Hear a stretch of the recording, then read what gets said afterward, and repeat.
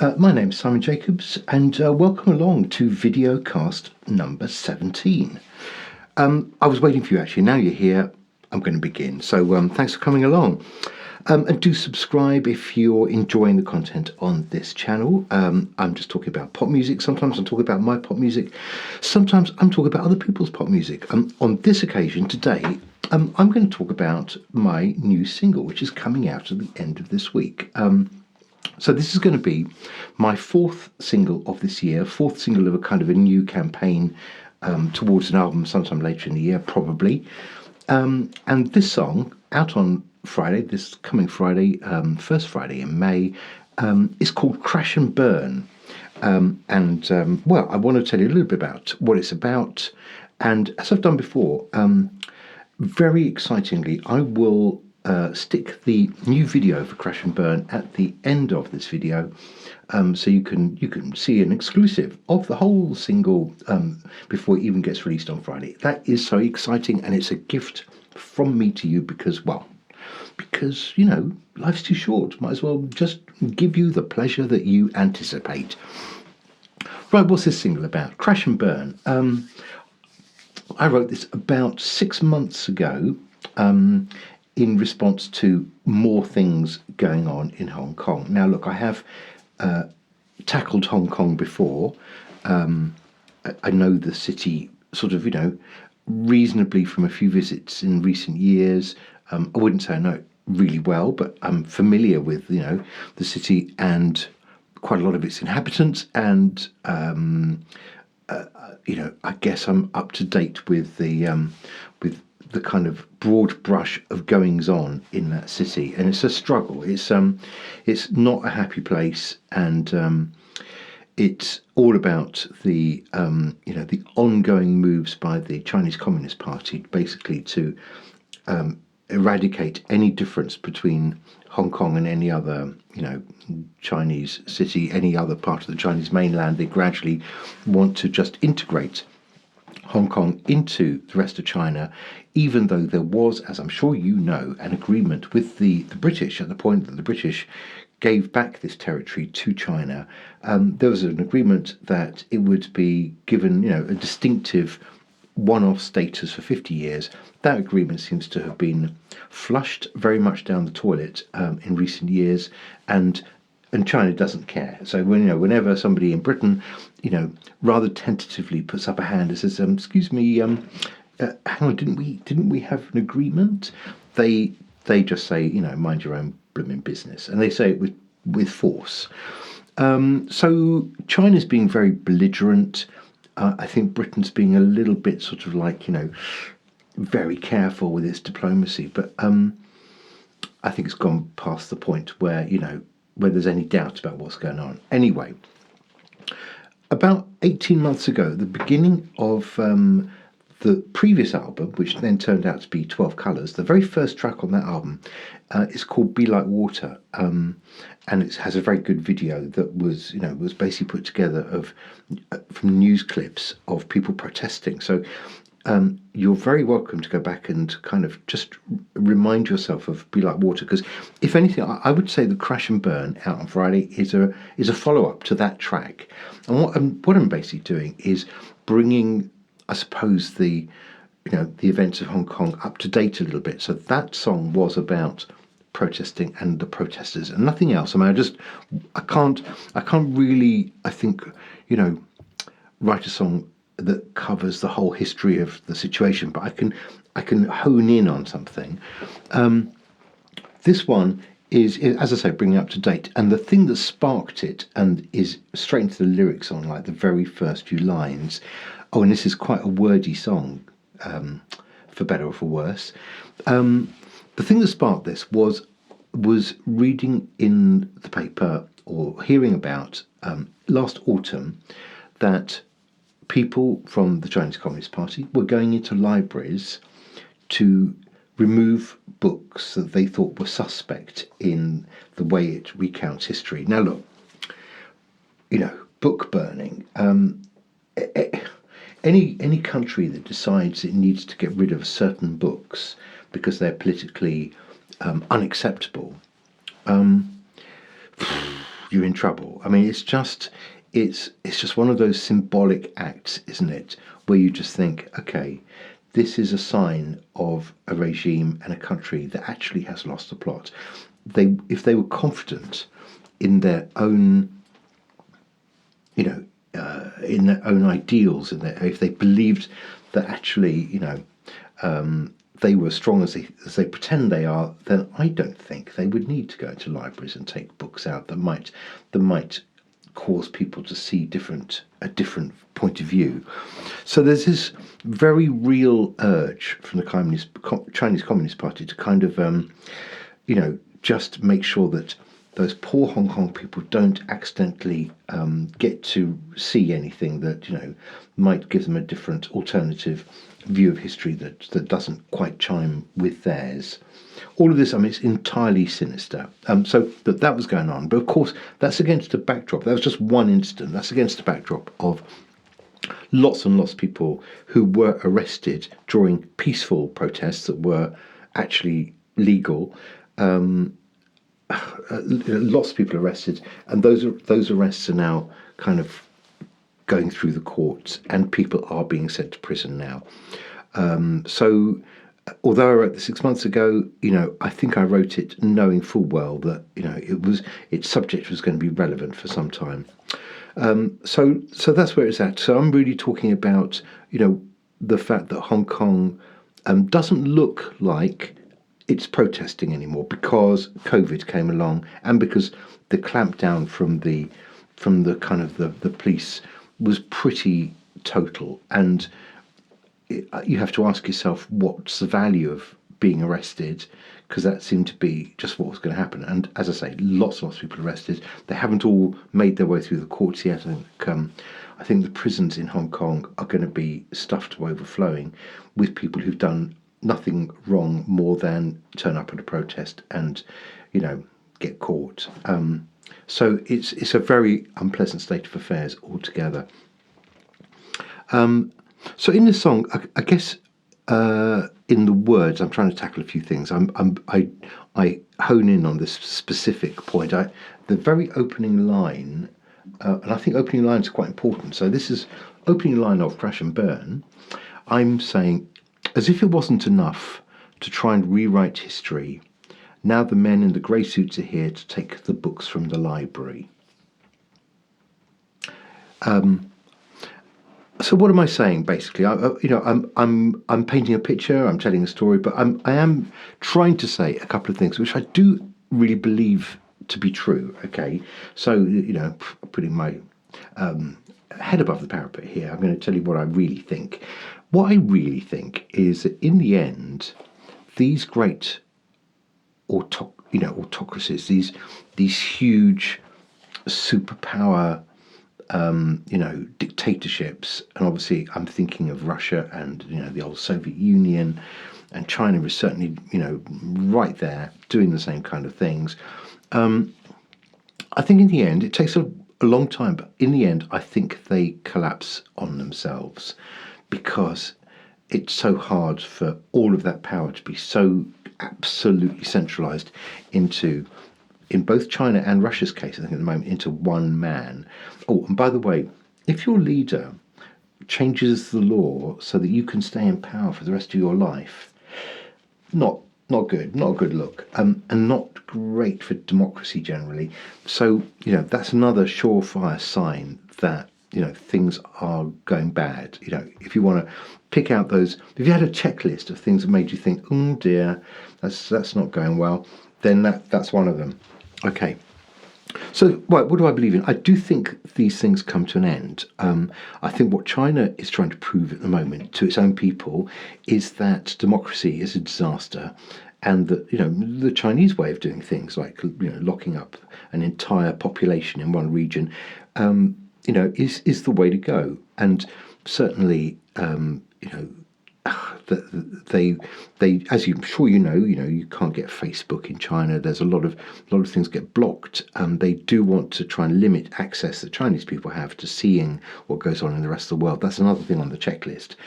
No, not good if there are those aspects that you're trying to hide things from your enormous population of people. I think that's becoming increasingly difficult because the internet has changed those things. The internet doesn't really care about national barriers, so it's often running there, and it's very hard to have that completely removed, isn't it? So I think yes, these terrible kind of long running dictatorships in the end collapse, you know, like the Soviet Union and others before. So that gives me hope. The trouble is when.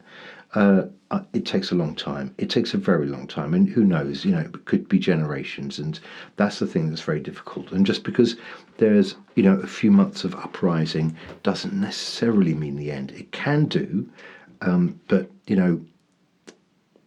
not in this case. So what I'm also saying is that, I'm trying to paint a picture of, Hong Kong kind of looking a little bit like it always did, people getting back to normal. Okay, there's been COVID in the meantime, but no demonstrations taking place, people going about their business, going to work.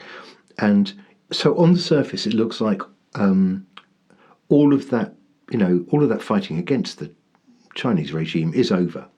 And all I want to say is far from the truth. It may not look like anything's going on, but I think what it really means is I'm pretty sure that this is it's a situation that is waiting to go off again when the time is right. And what the people are doing is, in a very disciplined way, is biding their time. And again, this is something I do come back to in the song a few times. That people bide their time, waiting for you to crash and burn. So that's where the title of the song comes in. And just because again it gets repeated quite a few times, there's a refrain in the song which I suppose is the chorus really, which comes around a few times. One thing I know for certain: they will never win, because once the genie is out of the bottle, it will never go back again. You see, because people in Hong Kong have had a better life. And I say, when you've tasted freedom, you won't accept a prison cell. One thing they can never take away are the stories we will tell. That's a quite a popular idea. That idea that you can kill the man, but you can't kill the idea. I think that there was a civil rights activist in America who said that very eloquently. I think Medgar Evers, early 60s, he was assassinated. But he said that he made that comment. He said, you can kill a man, but you can't kill an idea. And I think that's as true today as it ever was. And it's one of those things where we probably know that absolutely to be true, but it's worth reminding ourselves. So look, that is what the song's about. It's a song that has political meaning, and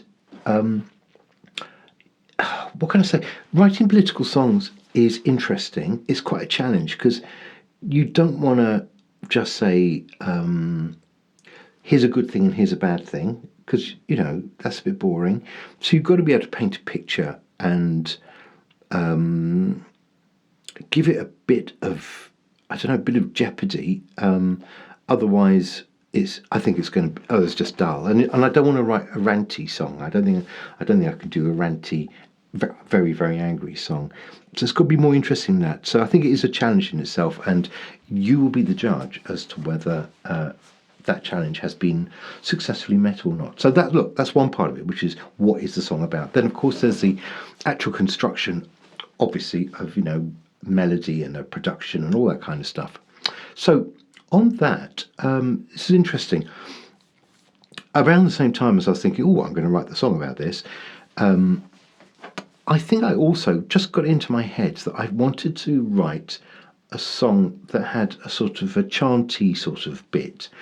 Like when Coldplay are doing a concert and everyone waves their, coloured light things, and it's very chanty, and everyone can chant the chanty bit. And I thought none of my songs have got chanty bits, and I thought, well, look, let's see if I can do one. And it ended up being in this song, and actually it brings me to an interesting point, which is, here it is, a song I've written. I've done this quite a few times before, where I'm writing about something that is quite serious. Sometimes it's something, quite dark or threatening or sad or, but serious certainly.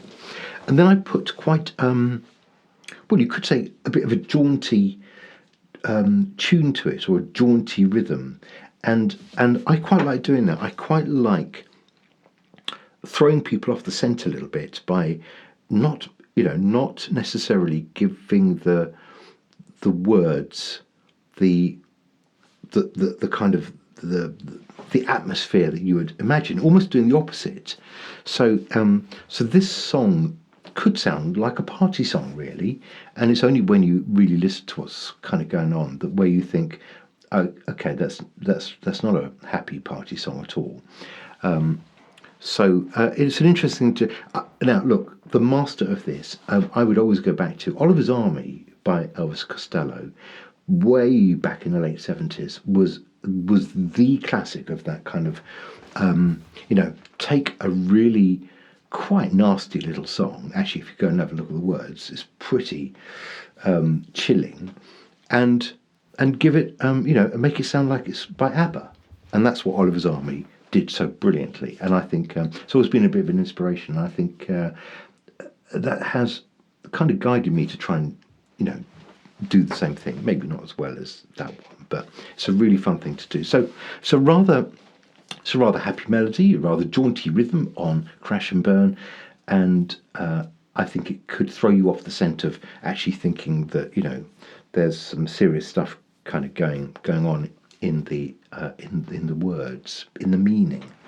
So well, look, let me play you the chanty thing, the thing I'm calling the chanty bit, which again repeats and repeats a few times. And grows each time. So every time you hear it, it's a bit bigger, and it's got a few more voices added to it, all of which are mine, of course. So it's just one of the things you're going to have to put up with, I suppose. So let's have a listen.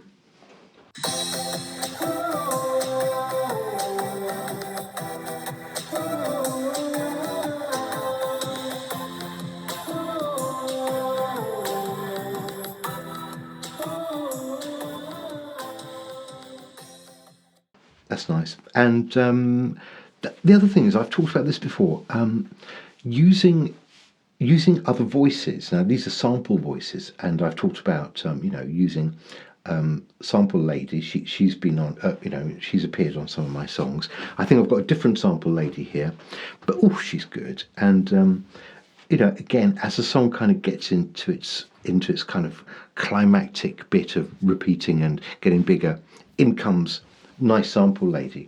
So this is just a different bit of vocal, and I changed it because it seemed to be kind of growing and growing, and I wanted it to kind of hit a particular note that it wasn't doing on its own. So I got in there and manoeuvred Sample Lady around so that it would hit the notes I wanted it to hit, which of course is what you should do. You shouldn't just take the sample and splash it on.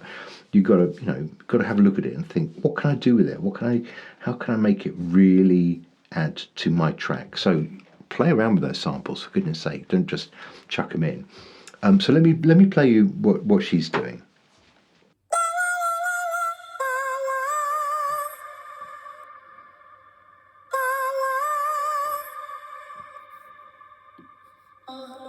You taste the freedom. You always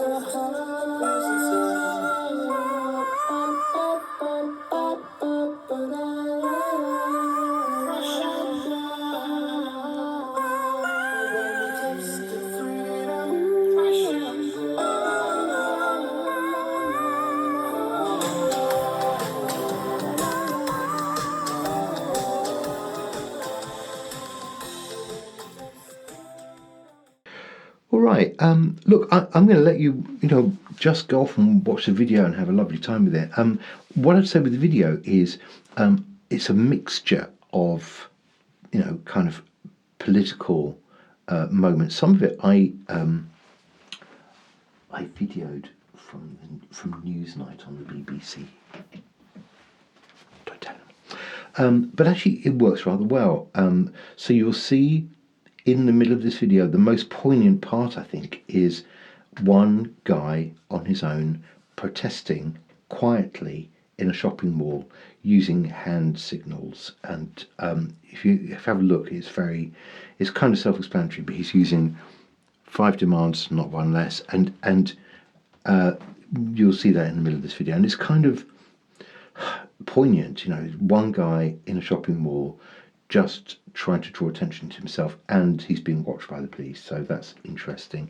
He's a young guy, typically a young guy in Hong Kong, so that's right in the middle of this video.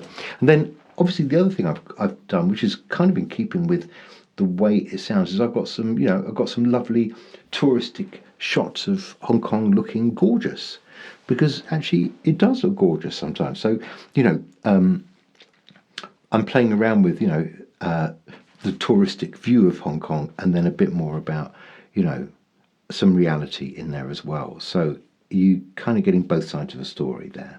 So that's in the video. I'd invite you to just stick around now, watch the video, and enjoy. As I say, the track is out on Friday for to be streamed and to be loved and shared and memorized. So when I next see you, you can just sing it back to me, along with everything else I've ever done. So just enjoy and have a good week, and I'll see you again very soon for another adventure in pop. Take it easy. Bye bye.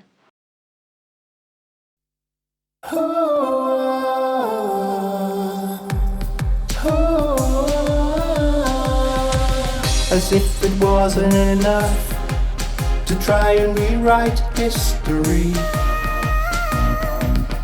Now the man in the grey suits are here to take the books from the library. You can ban the evidence, you can tell more lies, you can destroy the proof, but you can't erase millions of memories of the inescapable truth. No, no.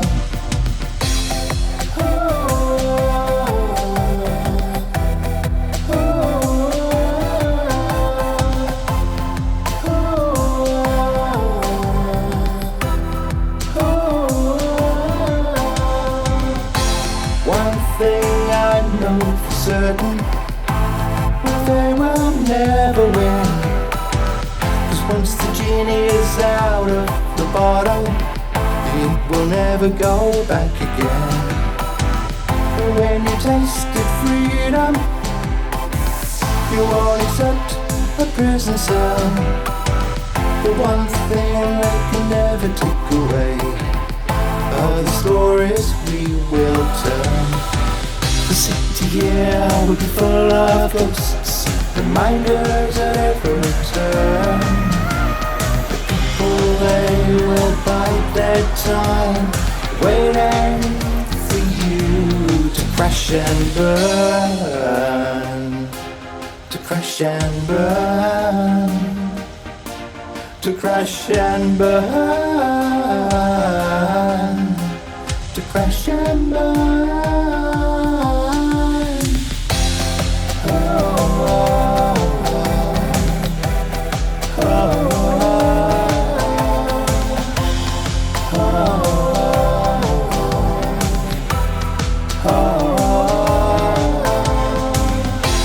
One thing I know for certain, they will never win, 'cause once the genie is out of the bottle, it will never go back again. When you taste the freedom, you won't accept a prison cell. The one thing they can never take away are the stories we will tell. It's just like magic, the way they make people disappear. Just a single word out of line, and suddenly you're no longer